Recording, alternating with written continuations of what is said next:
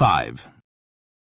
The following winter brought an event no less strange than Wilbur's first trip outside the Dunwich region.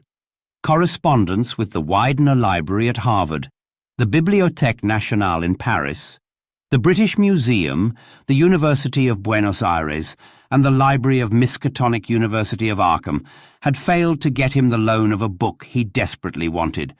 So at length he set out in person, shabby, dirty, bearded, and uncouth of dialect, to consult the copy at Miskatonic, which was the nearest to him geographically.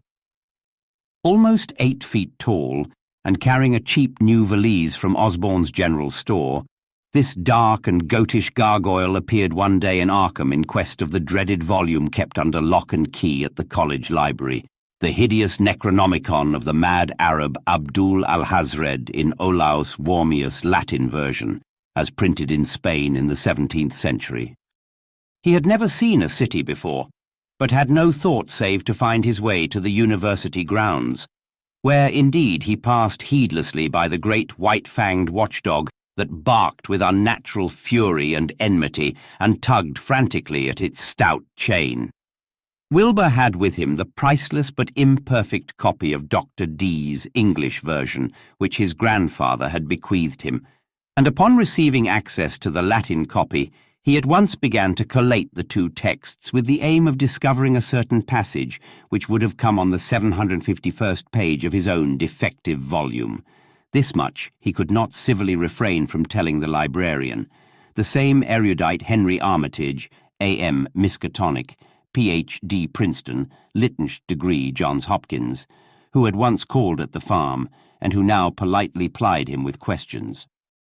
He was looking, he had to admit, for a kind of formula or incantation containing the frightful name Yog-Sothoth, and it puzzled him to find discrepancies, duplications, and ambiguities which made the matter of determination far from easy.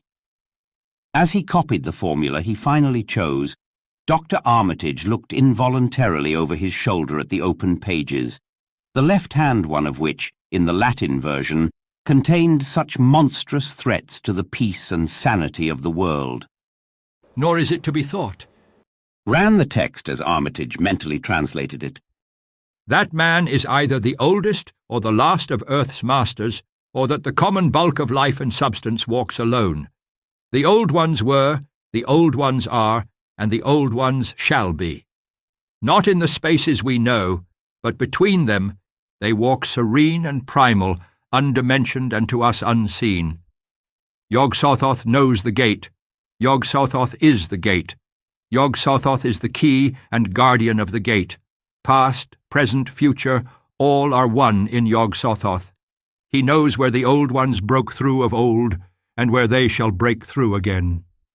He knows where they have trod earth's fields, and where they still tread them, and why no one can behold them as they tread.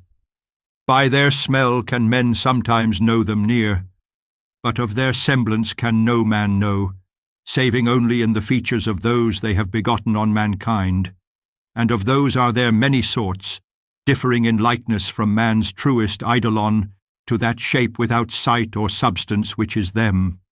They walk unseen and foul in lonely places where the words have been spoken and the rites howled through at their seasons.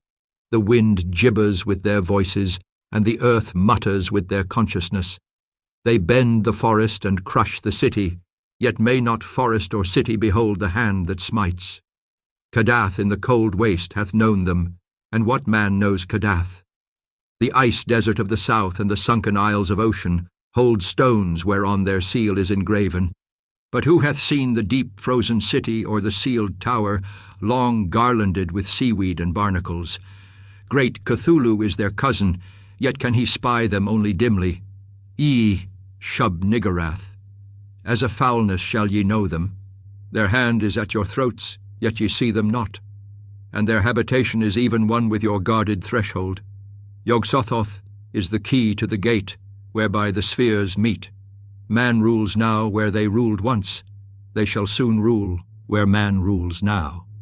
After summer is winter, and after winter summer. They wait patient and potent, for here shall they reign again. Dr. Armitage, associating what he was reading with what he had heard of Dunwich and its brooding presences, and of Wilbur Whateley and his dim, hideous aura that stretched from a dubious birth to a cloud of probable matricide, felt a wave of fright as tangible as a draught of the tomb's cold clamminess. The bent, goatish giant before him seemed like the spawn of another planet or dimension, like something only partly of mankind, and linked to black gulfs of essence and entity that stretch like Titan phantasms beyond all spheres of force and matter, space and time. Presently, Wilbur raised his head and began speaking in that strange resonant fashion which hinted at sound-producing organs unlike the run of mankind's. "Mr. Armitage," he said, "I calculate I've got to take that book home. There's things in it I've got to try under certain conditions that I can't get here, and it'd be a mortal sin to let a red tape rule hold me up. Let me take it along, sir, and I'll swore they won't nobody know the difference. I don't need to tell you I'll take good care of it. It weren't me that put this D copy in the shape it is." He stopped as he saw firm denial on the librarian's face, and his own goatish features grew crafty. Armitage, half ready to tell him he might make a copy of what parts he needed, thought suddenly of the possible consequences and checked himself. There was too much responsibility in giving such a being the key to such blasphemous outer spheres. Whateley saw how things stood and tried to answer lightly. "Well, all right if you feel that way about it. Maybe Harvard won't be so fussy as you be." And without saying more, he rose and strode out of the building, stooping at each doorway. Armitage heard the savage yelping of the great watchdog and studied Whateley's gorilla-like lope as he crossed the bit of campus visible from the window. He thought of the wild tales he had heard and recalled the old Sunday stories in the Advertiser. These things, and the lore he had picked up from Dunwich rustics and villagers during his one visit there. Unseen things not of Earth, or at least not of tri-dimensional Earth, rushed fetid and horrible through New England's glens and brooded obscenely on the mountain-tops. Of this he had long felt certain. Now he seemed to sense the close presence of some terrible part of the intruding horror, and to glimpse a hellish advance in the black dominion of the ancient and once passive nightmare. He locked away the Necronomicon with a shudder of disgust, but the room still reeked with an unholy and unidentifiable stench. "As a foulness shall ye know them," he quoted. Yes, the odour was the same as that which had sickened him at the Whateley farmhouse less than 3 years before. He thought of Wilbur, goatish and ominous once again, and laughed mockingly at the village rumours of his parentage. "Inbreeding?" Armitage muttered half aloud to himself. Great God, what simpletons! Show them Arthur Machen's great God-pan, and they'll think it a common Dunwich scandal. But what thing, what cursed shapeless influence on or off this three-dimensioned earth was Wilbur Whateley's father? Born on Candlemas, 9 months after May Eve of 1912, when the talk about the queer earth noises reached clear to Arkham. What walked on the mountains that May night? What rudimous horror fastened itself on the world in half-human flesh and blood? During the ensuing weeks, Dr. Armitage set about to collect all possible data on Wilbur Whateley and the formless presences around Dunwich. He got in communication with Dr. Houghton of Aylesbury, who had attended old Whateley in his last illness, and found much to ponder over in the grandfather's last words as quoted by the physician. A visit to Dunwich village failed to bring out much that was new, but a close survey of the Necronomicon, in those parts which Wilbur had sought so avidly, seemed to supply new and terrible clues to the nature, methods, and desires of the strange evil so vaguely threatening this planet.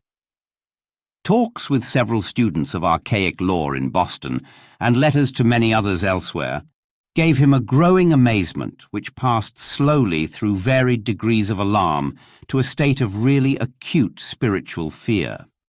As the summer drew on, he felt dimly that something ought to be done about the lurking terrors of the upper Miskatonic Valley, and about the monstrous being known to the human world as Wilbur Whately.